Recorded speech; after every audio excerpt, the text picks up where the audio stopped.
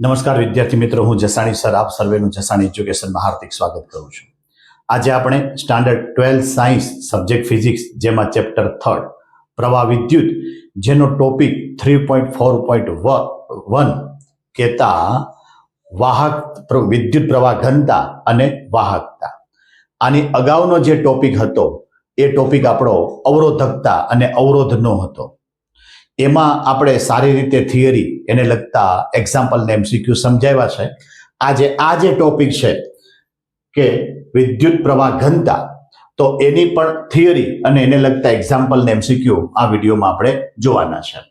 પ્રશ્ન કેવી રીતે પૂછે તો કે વિદ્યુત પ્રવાહ ઘનતા સમજાવો અથવા તો વિદ્યુત પ્રવાહ ઘનતા એટલે શું. બરોબર, સુવાહકના કોઈ પણ બિંદુએ વિદ્યુત પ્રવાહને લંબ એવા એકમ ક્ષેત્રફળમાંથી પસાર થતા વિદ્યુત પ્રવાહ અને વિદ્યુત પ્રવાહ ઘનતા કહેવાય. શા માટે વિદ્યુત પ્રવાહ ઘનતાની જરૂરિયાત ઊભી થઈ? તો કે આ આડછેદ છે, આ આડછેદમાં એવું બને કે આ આડછેદના અડધા ભાગમાંથી દાખલા તરીકે 4 મુક્ત ઇલેક્ટ્રોન પસાર થાય અને નીચેથી એક જ થાય.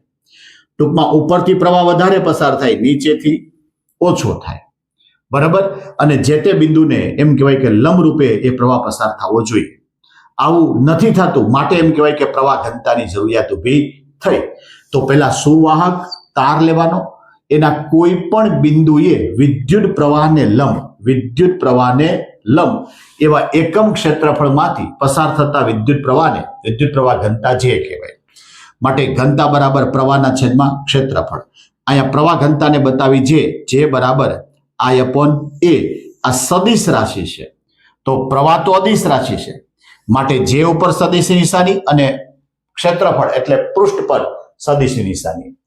જે સદિશ રાશિ છે માટે સદિશ જે બરાબર I upon સદિશ A.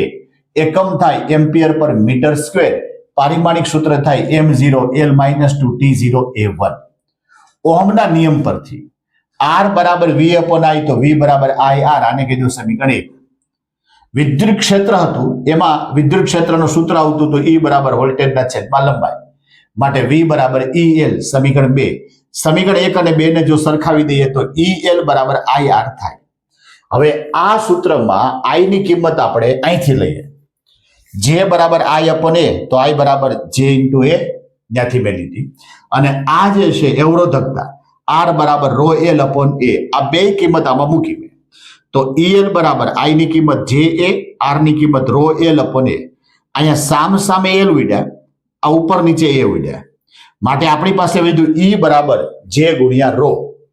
બરાબર, માટે વિદ્યુત ક્ષેત્ર અહીંયા આ વિદ્યુત ક્ષેત્ર એટલે E, પ્રવાહ ઘનતા એટલે J, એ બે સદિશ, માટે સદિશ A બરાબર સદિશ J ઇન્ટુ રો, માટે સદિશ J બરાબર રો ના છેદમાં સદિશ E. આવું સૂત્ર બને. આ જે અવરોધકતા છે એના વ્યસ્તને વાહકતા કહેતા સિગ્મા કહેવામાં આવે છે, માટે રો બરાબર 1 upon સિગ્મા.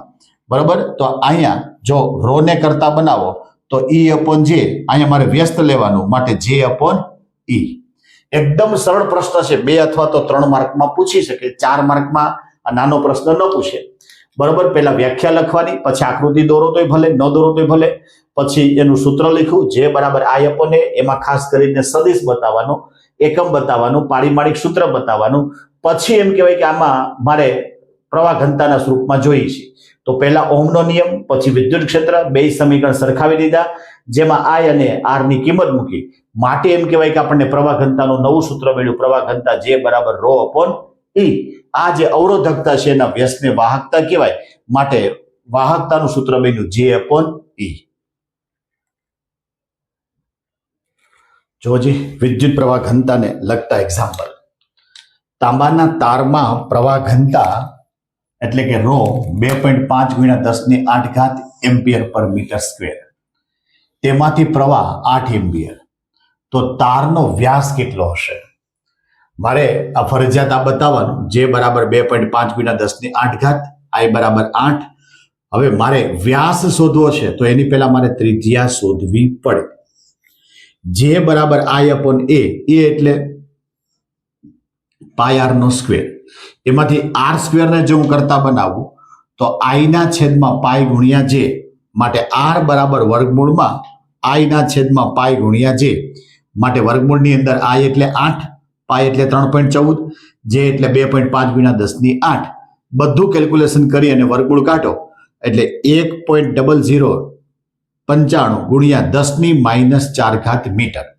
હવે મારે તો ખરેખર વ્યાસ જોઈએ છે, તો d બરાબર 2r, માટે 2 ગુણ્યા 1.0095 ગુણ્યા 10⁻⁴, માટે 2.019 ગુણ્યા 10⁻⁴ મીટર. અહીંથી ઘણી વખત ભૂલ થવાની, ઘણા વિદ્યાર્થી અહીંથી છોડી દેશે. ખરેખર આર, ઘણા વિદ્યાર્થી ડાયરેક્ટ ડી ગોતશે, બરોબર, એટલે આપણે આ સ્ટેપ પાડ્યા છે. આવો જ MCQ નીટ 2022 પૂછાણો. 10 મીટર લંબાઈ છે, 10⁻² છેદમાં રૂટમાં પાઈ મીટર ત્રિજ્યા છે. કોપરનો તાર છે જેનો અવરોધ 10 ઓહમ છે, જેમાં 10 વોલ્ટ પર મીટર એટલે આ વિદ્યુત ક્ષેત્રની તીવ્રતા, તો પ્રવાહ ઘનતા શોધવાનું. લંબાઈ 10 મીટર, r 10⁻² છેદમાં રૂટ પાઈ, E 10 વોલ્ટ પર મીટર, r 10, તો મારે પ્રવાહ ઘનતા શોધવાનું. હવે અહીંયા થોડું મથવું પડશે. J બરાબર I અપોન A, આ મૂળ સૂત્ર. હવે r બરાબર V અપોન I, તો I બરાબર V અપોન R. હવે V બરાબર IN અને A બરાબર પાઈ r નો સ્ક્વેર. J બરાબર I ની કિંમત થાય V અપોન R ગુણ્યા A ની કિંમત પાઈ r સ્ક્વેર. હવે V બરાબર EL વિદ્યુત ક્ષેત્ર અને લંબાઈ, માટે EL બરાબર R ગુણ્યા પાઈ r નો સ્ક્વેર, માટે J બરાબર 10 ગુણ્યા 10 છેદમાં 10, E ની કિંમત 10, L ની કિંમત 10 અને R ની કિંમત 10, પાઈ એમ રાખ્યા ગુણ્યા 10⁻² છેદમાં અંડરરૂટ પાઈ r અંડરરૂટ નો સ્ક્વેર. હવે આ બે ઉડી ગયા એટલે અહીંયા ખાલી 10 વધ્યા.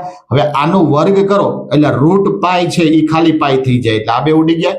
10⁻² એના 2 એટલે 10⁻⁴, ઉપર આવે એટલે +4 અને આ 1 એટલે જવાબ થઈ ગયો તમારો 10⁵ એમ્પિયર પર મીટર સ્ક્વેર. જોજી, આપણે વિદ્યુત પ્રવાહ ઘનતા આ લેક્ચરની અંદર સારી રીતે થિયરીમાં કેવી રીતે પૂછે ને કેવી રીતે લખવું અને તમને યાદ રહી જાય એવી રીતે થિયરી સમજાવી છે. એને અનુરૂપ એક્ઝામ્પલ આપણે સમજાવવાનો પ્રયત્ન કર્યો છે અને નીટની અંદર આવા પ્રકારના MCQ પૂછી શકે. તો એકદમ એમ કહેવાય કે થોડા સમયની અંદર આપણે આ વિદ્યુત પ્રવાહ ઘનતા સમજવા માટેનો પ્રયત્ન કર્યો છે. આના પછીના લેક્ચરની અંદર આપણે ડ્રિફ્ટ વેગ આપવો છે, તો એ ડ્રિફ્ટ વેગની અંદર ડ્રિફ્ટ વેગની થિયરી, એને લગતા એક્ઝામ્પલ અને એને લગતા MCQ હશે. તો ઘણા બધા વિદ્યાર્થીને ફાયદાકારક બને તે માટે આ વિડીયોને વધારે શેર કરજો અને અમારી જે ચેનલ છે જસાણી એજ્યુકેશન ચેનલને લાઈક અને સબસ્ક્રાઇબ કરવાનું પણ ભૂલતા નહીં.